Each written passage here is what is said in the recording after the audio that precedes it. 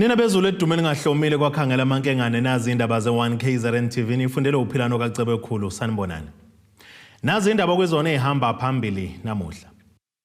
IDA ibhonge emswaneni ngobulewe emngeni. Amaphoyisa induna Amashele UMNYANGO kanti uyashuba umbango wesobumengameli kuNFP.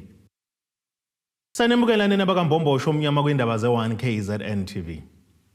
Ubuholo beqembu le-Democratic Alliance IDA KwaZulu-Natal ubuhambele ikhaya lekhansela edutshulelwa Bulawa ngolwesibili kebusuku emzini walo eMpophomeni. Unhlalayenza Ndlovu uphinde abeke ngusotswebhu umasipala wasemngeni ophethwe yona kwi-DA kanti abalenhlangano baveza ukuthi bashaqekile ngalesihluku sokusocongwa kwakhe uNdlovu bathi bekuyinto abebekade beyibukela kude. Umholi we-DA esifundazweni uFrancois Rogers uyena obehola kithimba ebelekade leyobhonga emswaneni kwaNdlovu eMpophomeni Hawick. Alokhu engene njalo amazwi enduduzo emndenini wekhansela le-DA elidutshuliwe laBulawa unhlalayenza Ndlovu nobephinde abe ngusotswebhu kumasipala umngeni. Umholi we-DA KwaZulu-Natal uFrancois Rogers uhambele ikhaya laNdlovu eyoveza amehlo kanti ukuvezile ukuthi uke wabhalela ubuholi bezepolitiki bamaqembu ahlukene KwaZulu-Natal efuna kudingidwe ukubulawa kwamakhansela kanye nezinduna uthi kepha kwaphindula iqembu elilodwa kuphela okuyi-minority front. Only the minority front was the one that responded. And I think that's shocking. That's a shocking indictment on the political leadership in our province. Clearly they must be quite happy with the situation. They must be quite happy that mothers, fathers, and children are being slaughtered in our province. Well, let me tell you, the Democratic Alliance is not happy with that. That this was a political hit. It was nothing more than a political hit. This was orchestrated. It was pre-planned. uRogers uthi bazoqashela bona ithimba elizophenya leli icala ngoba abawathembi amaphoyisa kuleli. We have no faith in SAPS. We have no faith. I've just mentioned 3 cases where they've done nothing. So the party will be appointing an independent prosecutor and an investigative team which will now investigate the murder of Councillor Ndlovu. And that's how we'll get to the bottom of this. Because if I have to wait for Bheki Cele to come here, he'll probably tell me to shut up and actually deal with the issue, we'll wait forever. Kanti nobuholi bomasipala wesifunda uMgungundlovu lapho uNdlovu abebuye abe ingxenye yakhona buhambelile nabo ikhaya likaNdlovu biyokhalisana kanye nomndeni. Ubuchule bakhe abe nabo ekusebenzeleni kakhulukazi intuthuko yabantu base South Africa kakhulukazi ke abantu baseMgungundlovu namaphetholo ube nekhono elisimanga njengoba ebekade ikhansela ubungaze uphike mase sihlele emkhandlweni ukuthi yena wenye yenhlangano ngeyona African National Congress ngoba umkhandlu uholwa African National Congress kodwa as a member ye council deploywe iDA angazi ke noma ya deploy ani iDA kodwa ethunywe iDA kumasipala. Ubuchule bakhe bebuthi mase buhlangene nobethu benze ukuthi ubone ukuthi intuthuko izoya kubantu ngoba ubengavamisile ukuthi aphikise izinto eziningi siyazi ukuthi opposition idume ngokuthi yaphikisa. uRogers ukuvezile ukuthi akulindelekile ukuthi kube khona ukhetho lokuchibiyela njengoba uNdlovu ebeyikhansela leli elibizwa ngePR councillor enganayo iward ayiphethe. Ezindabeni ze1KZNTV ngu-Ayanda Dube ngiseMpophomeni eHawick. Amaphoyisa induna ngaphansi kwesifunda iKing Cetshwa enyakatho nesifundazwe KwaZulu-Natal singathi mashi ebhekise kumahhovisi esifunda omnyango wezokubuswa ngokubambisana nezindaba zomdabu ehambisa uhlu lwezikhalazo zabo. Phakathi kwazo lezi izikhalazo bakhala ngokunganakwa uhulumeni njengoba nabo bethi ke benza umsebenzi omkhulu kwimkhandla yamakhosi. Umholi weinduna uGqoki Ngema uthi angeke bavote okhethweni langonyaka ozayo uma ngabe uhulumeni engalusukumele phezulu lolu daba lwabo. Amaphoyisa ezinduna ngaphansi kwesifunda iKing Cetshwayo enyakatho nesifundazwe KwaZulu-Natal abambe imashi ebibhekiswe kumahhovisi esifunda omnyango wezokubusa ngokubambisana nezindaba zomdabu nalapha behambisa khona uhlu lwezikhalo mayelana nokunganakwa kwawo uhulumeni okuhlanganisa ungasitholi isibonelelo njengezinduna ekubeni nawo enza umsebenzi omkhulu ngaphansi kwemkhandlu yamakhosi. Le mashi inqamule edolobheni eRichards Bay yaye uphelele emahhovisi esifunda alomnyango. Lamaphoyisa ayachaza ngomsebenzi wawo awenzayo. lilanda umuntu lisena enduneni kuze kuzokhulunywa noma ngabe uyingozi kangakanani iphoyisa fanele libuye naye ephila enjalo kuzokhulunywa makufanele limuse enkosini ilona elimuse enkosini futhi awukho umkhandlu wenkosi noma wenduna ongathiwa uhla luphelele engekho amaphoyisa ngakho ke uhulumeni sicela angawabhuqa amakhosi sicela emesela ukuwasiza nokwalekelela phela istructures zawo zonke nezokuphepha nezomgogodla kuona kumele ay recognize kwakuvele kubuza umthetho ngoba kwaqinisekisa umuntu wesifazane ulapho ngentando hayi ngempoko yilabo abantu abaqinisa lokho futhi abagcini lapho baphinda bayobhalisa lomshado kwa Home Affairs banendawo yabo ibona no decision maker banjengabefundisi umfundisi khona isibonelo lasithola uma iseshadisile pho kanti kwenzeka kanjani ukuthi uhulumeni ethi ubandlulula lokho emthethweni uyaliqeda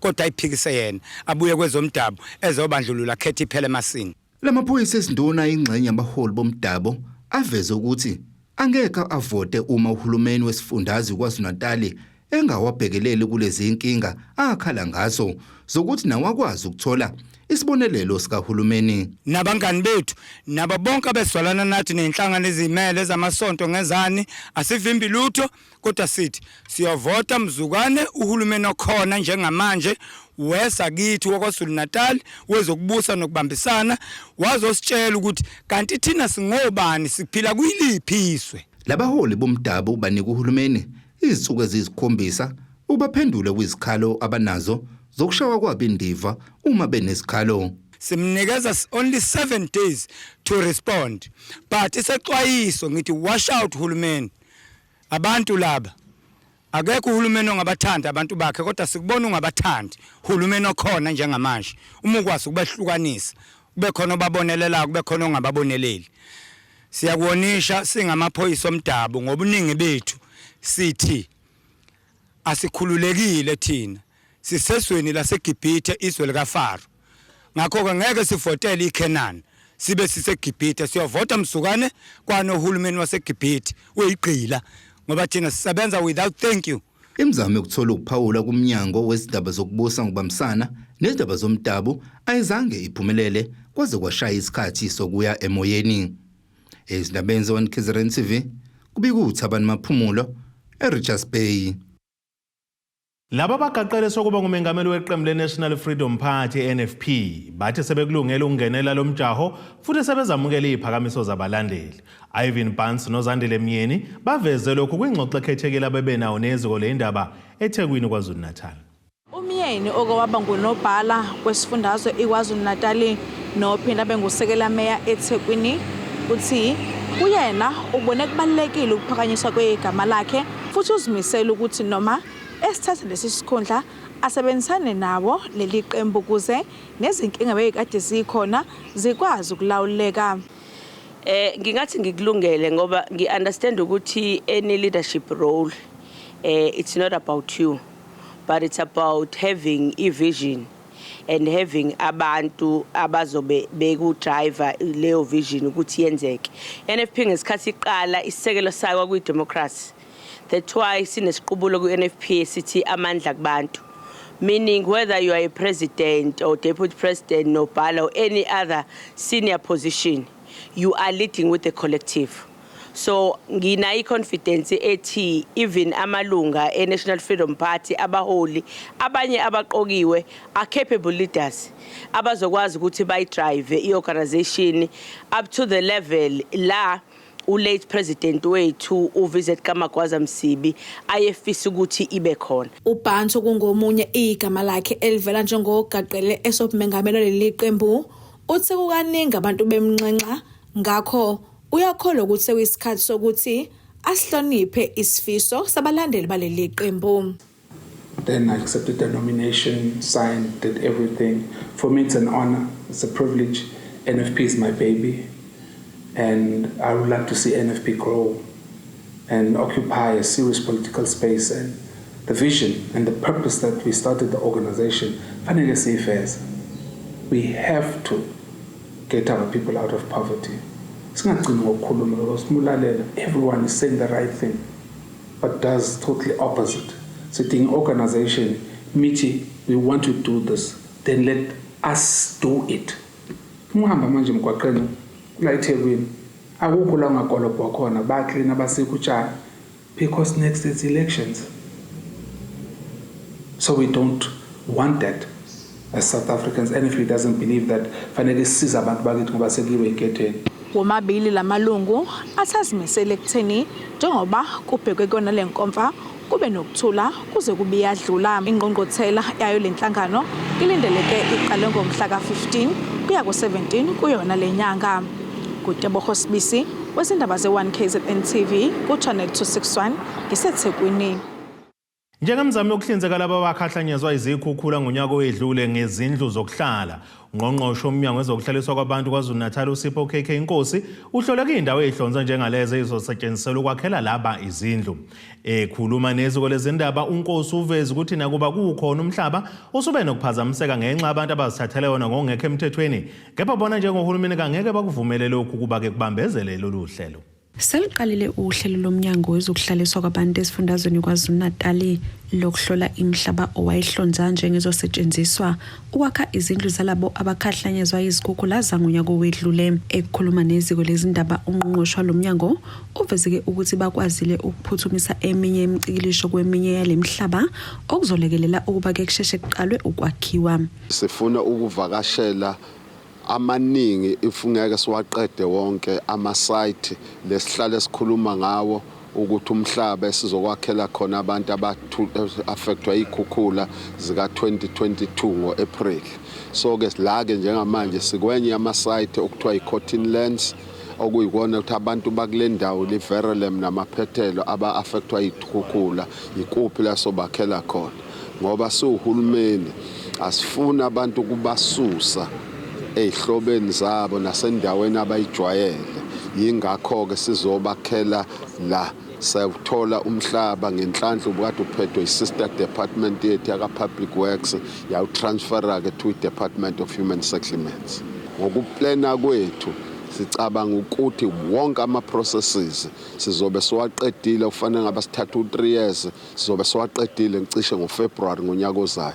Emva kwalokho ke sibe sesibhizi ke sakhela abantu bakithi izindlu. Kuzokhomleka ukuthi sekuphele isikhathi esingaphezulu konyaka lesifundazwe sahlaselwa izikhukhula nezashiya ke iningi lisele dengwane, kanti ke abanye badlula emhlabeni.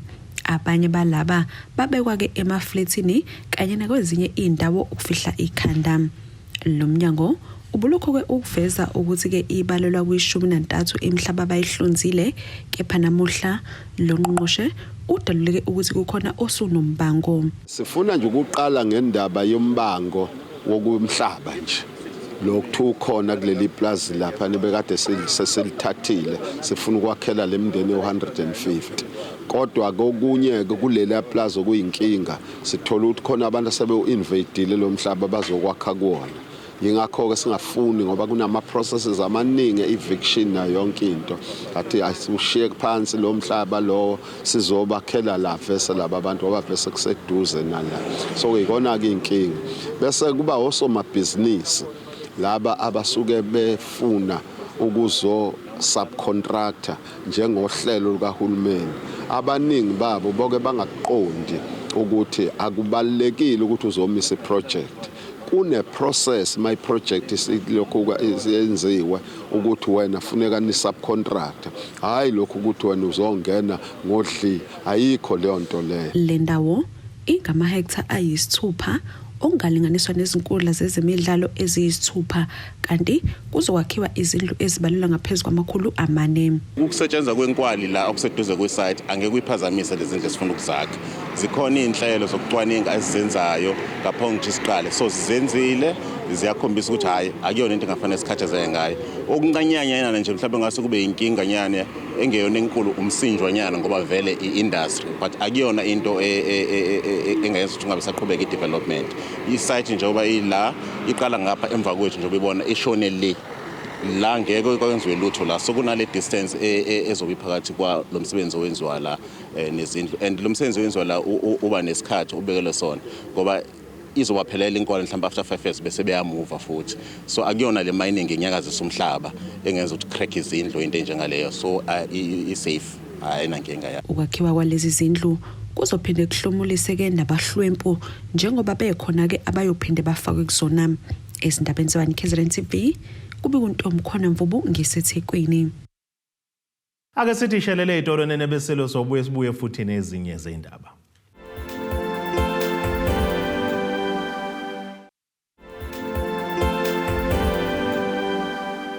Asibonge siphinde sinamukele nisahleli nathi kwindaba ze-1KZNTV nazo kwizona ehamba phambili namuhla. IDA ibhonge emswaneni Ngobulewe.Amaphoyisa induna Amashele UMNYANGO kanti uyashuba umbango wesobumengameli ku-NFP. Iminyaka masipala wesifunda usikhumbuzo 0 Mqadi sinikezele ngeimoto engama-24 zalo masipala izolekelela ukulethwa kwamanzi kulesi sifunda. Umqadi uthi imoto ezingama-51 zashisa zokhelwa ngomlilo ngesikhathi seyibhelu nokwashiyelwa masipala wentula imoto. Ekhuluma neziko le indaba uthi ukwentuleka kwezimoto bekwenza bengakwazi ukuhlinzeka ngamanzi kwezinye izindawo ezakhele isifunda sasogwini. Zibalelwa kuma-24 izimoto ezinikelwe umeya kamasipala usikhumbuzo 0 Mqadi ukulekelela lo masipala uqhubeke nokuhlinzeka ngamanzi emphakathini. Uthi izimoto ezingama-51 zasha ngesikhathi sezibhelu nokwashiya lo masipala ubhekene nengwadla yokungakwazi ukuhlinzeka ngamanzi ngendlela emphakathini eyahlukene yakhele Sizokwethula izimoto zethu ezingama-24 24 ezintsha sha esizozinikezela ku-MM kuze u-MM wethu azinikezele emphakathini. Zizosetshenziswa oplumber bethu kuyo yonke i-district yethu yasogwini. Ngethemba lokuthi amanzi sizowathumela kahle manje kubantu ngoba oplumber bethu bebeshoda ngazo izimoto isikhathi esiningi ngoba phela zashiswa. Sesizobanika ke lezi iningi zazo ziya ngapha ngakonoti komzinto Mdoni, ezinye zizoba la eCentral ePortshepstone, ezinye ziya ngaseHarding. Umqadi uthi ngeke bavuma ukushawa induku eyodwa kabili ngakho abazocekela phansi lezi imoto bazobhekana nengalo yomthetho. Siyacela ukubatshela abantu nokuthi sibaxwayise ukuthi makungenzeka ukuthi kube khona abazozishisa njengoba ekuqaleni izimoto zethu zishisiwe la ugwini izimoto eziwu-51. Siyodila nabo labo bantu. Kuyoba yithina nomthetho nabo futhi nginalo ithemba lokuthi kuzowina thina this time. Ngoba ngeke sikwazi ukuthi sivumele ukuthi iproperty kahulumeni imanishiswa abantu bese kungaboshwa umuntu. Bakhona abazoboshwa, socela ukuthi nalabo ababekwenzile lokho ekuqaleni bangaphinde bakwenze ngoba sesizodila nabo ngendlela ezobenza ukuthi bayolala ejele. Ubese enxusa izisebenzi zalo masipala ziziphathe kahle lezi imoto. Sizocela ukuthi odriver bethu baziphathe kahle izimoto zethu lezi esizithengile. Zintsha ke lezi moto. Sizocela ukuthi umphakathi uziphathe kahle. Nala uzibona khona umphakathi usibikele mangabe kukhona izinto ongaziboni kahle umphakathi ezenziwa ngazo lezi moto. Ezindabeni ze-1KZNTV kubi kuzamando sicele ngisesayidi. Izisebenzi zesikhashana eziqashwe ngumnyango wezemfundo KwaZulu-Natal njengonogada kanye nabahlanza izikole zithi kazenemeneze ngendlela lomnyango abashaya indiva ngayo ngodaba lokwenyusela amaholo azo. Lezi izisebenzi zithi bezinethemba lokuthi njengoba sekuphela iminyaka emine izisebenze ezikoleni zizoqashwa ngokugcwele iphinde kezenyusela amaholo njengoba yisalokho kezihola imali eyizi-1,200 2,300 ngenyanga yonke leminyaka. Onogada kanye namaklini abayitoho abaqashwe ngaphansi kohlelo lomnyango wezemfundo KwaZulu-Natal bakhala ngokushawa indiva lomnyango ngendaba ke yamaholo kanjalo nokuqashwa ngokusemthethweni. Lezi izisebenzi zisoleke lomnyango ukuthi ke sesebenze iminyaka emine esikoleni bengamavolontiya kodwa ke namanje abaqashwa ngokugcwele futhi ke baholela ke imali encane. Laba bathi ke sebezame amahlandla amabili ukumasha kodwa ke bengasitholi izipendulo kulomnyango. Okusimangaza kakhulu ke oyayingeneke kweminye imisakazo ubaba uMahlambu uyayethi sihola 3000 rand nangaphezulu kodwa thina leyo mali kasiyazi. Siyafisa uhulumeni asiphendule ukuthi uzogcina esiqashile kwaleyo mali inika obani. Siyacela namakhosikazi siganiwe emakhaya asazi ukuthi siwanikani siyafundisa ingane kulo 2.3 vele iphelele ezandleni le mali. Siyafisa uhulumeni waKwaZulu-Natal education asibhekelele asiholele imali engcono acele isiqashile permanent. Omunye wabo ubaba uMuzi Mahlambe simhlonipha kakhulu oke wangena kwabanye beindaba wakhuluma iqiniso elingamanga elingafikanga kahle kithi wathi sihola imali engango 3000 wathi lokho efaka uchatha unyaka nonyaka lokho kwaba wrong ngoba kwasiqhathana nemndeni yethu ngoba ku wrong akukho. Laba ke baphinde basola lo mnyango ngokubancisha ke izisiza kusebenza njengoba bethi ke basebenza ngaphansi kwezimo ezingagculisi. Izinto esibhekana nazo kakhulu masisebenza sikline ezikoleni izinto zokuklina uhulumeni uyaphuza ukuyiletha okanye akayilethi because ukugcina usuthatha nemali yakho yona lengekho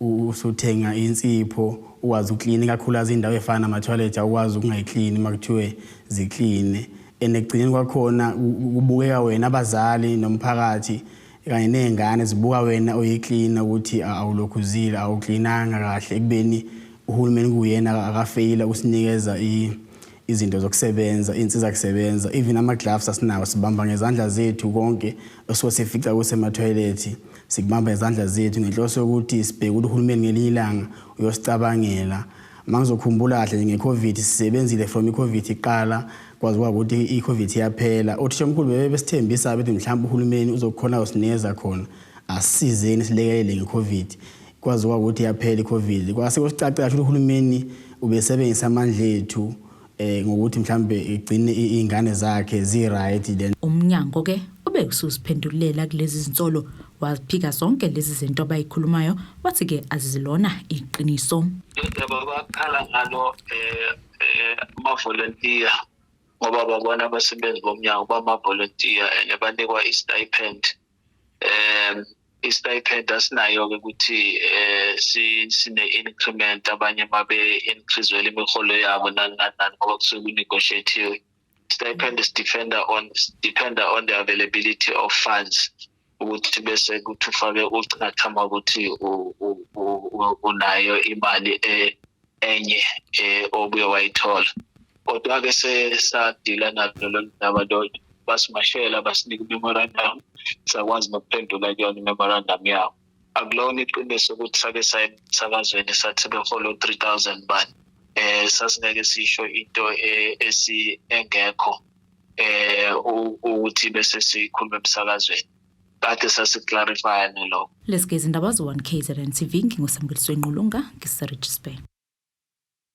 Bekutela umakhasana ngesikhathi izikole zasemsinga incintisana kumqhudelwano wokukhuthaza inhlanzeko ezikoleni obizwa phecelezi ngolwasemzini School Environmental Competition. Lo mqhudelwano waqala ngenyanga uNtulikazi kuwona lo nyaka izikole zakhelelwe umasipala eqhudelana ngenhlanzeko ukugcinwa kwezinto ezingaphinde isetshenziswe futhi ngokuzayo kanye nokutshalwa kwezihlahla. Lo masipala ubusunikezela kuyithuba kuyizikole neziphumelele ungena kuyizikole ezilishumi kuba kuyiqhudelana ebukhoma ehholo laseFabeni khona eMsinga ukuze kukhethwe inhlane eziphumelele ngamalengiso neyizothola imiklomelo yenkece. Umasipala uMsinga uqala uhlelo lokuqhudelana kwezikole ngaphansi kohlelo lenhlanzeko. Umeya lomasipala uDokotela uFelinkosi Sikhakhane uveza ukuthi lokhu kulekelele ekuthena abantwana befunde besabancane ukuzigcina behlanzekile. Sibizeke othisha nengane ezikoleni zonke zalapha kithi kodwa ke ama high schools ngoba sithi inkunzi isematholeni bazoqala nje kancane bese beyisakaza ke nasemakhaya sithi lutho ukuba kungcole nje ebaleni kungcoliswe nje yonke into ekhaya sifisa ukuthi kube nendawo la kubeka khona udoti bese ke futhi senza lokho kuthiwa i-recycling buye kushintshwe lokho futhi kusetshenziswa ongase kube kuyasetshenziswa oplastic laba benze ezinye njalo izinto ezinhle ongazibona la ngamehlo bakhona la namhlanje nje uyababona ukuthi bashaya zona impela lezo zinto ngoba akukho okulahlwayo kalula nje kulahleka ngoba sekubonakala impela cha ngeke kusasebenza lutho ke lokho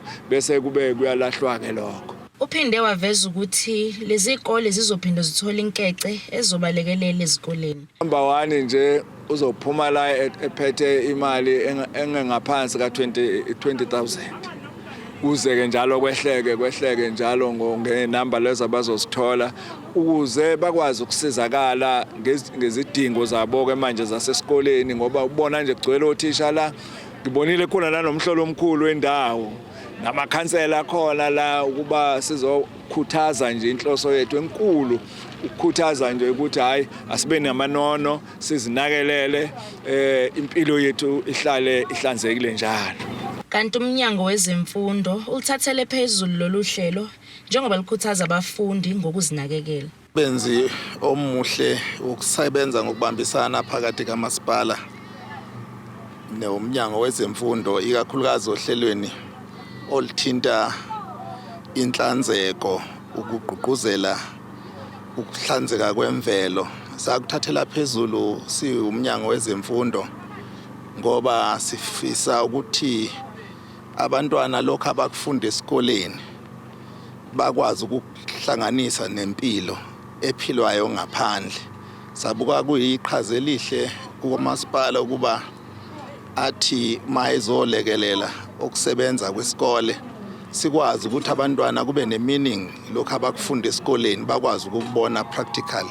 Okunye kakhulu okubalekile ngenhlanzeko ukunakekela imvelo kubalekile ngoba imiphumela eminingi yezinto ezenzekayo la ngaphandle imvamisa ziwumphumela wokungayinakekeli imvelo. Thobeka Dladla endabeni ze1KZNTV eFabeni Msinga. Ake siphinde sithi ishelele itolwane nabeselo sobuye sibuye nezinye zindaba.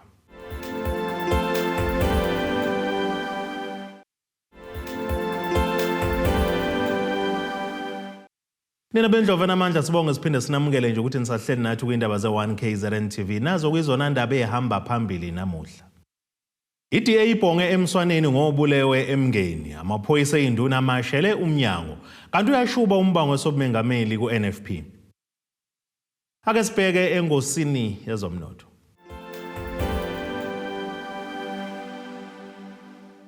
Iranda kuleli lingu-18.95 uma liqhathaniswa nedola laseMelika bengu-23.82 kupondo waseBrithani libe ngu-20.41 kwi-euro yase-Europe. Intengo yegolide yona ime ku$2,029.21 ounce ukuthi intengo yalo ngahluziwe ibe ngu$74.30 umphongolo. Ake sibheke engosini yezemidlalo. Ziyaqonga inkinga zamaZulu FC kulandela ukwehlulwa eMamelodi Sundowns emidlalweni DStv Premiership eKingswell Stadium eThekwini izolo ngegoli elilodwa eqandeni. Igoli labafana besitayela livalelwe kenethini nguLucas Ribeiro ngesikhathi kunepenalty esiwombeni sokuqala. Ngokushaya kweSundowns amaZulu asekhale ngaphansi kemidlalweni emithathu ilandelana. Kokuqala shaya kweStellenbosch FC koweligi wakamuva nayiTS Galaxy kowekhaling knockout ngempela sonto edlule.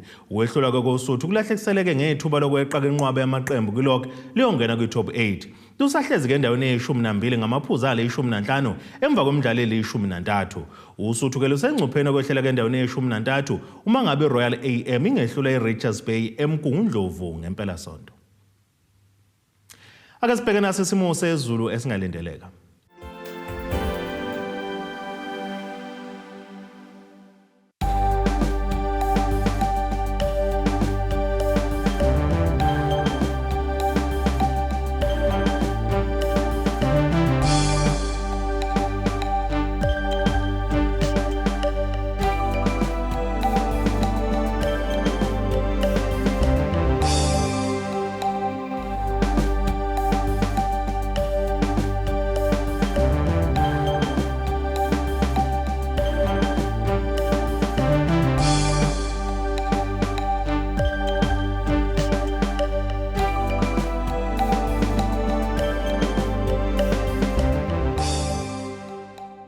Nina bomlilo uthatha ushisa ikhotha zasedlebe kwakosha nesemabedlano kwamzimba umntwana nethimba lonke nje le indaba sithi khulu.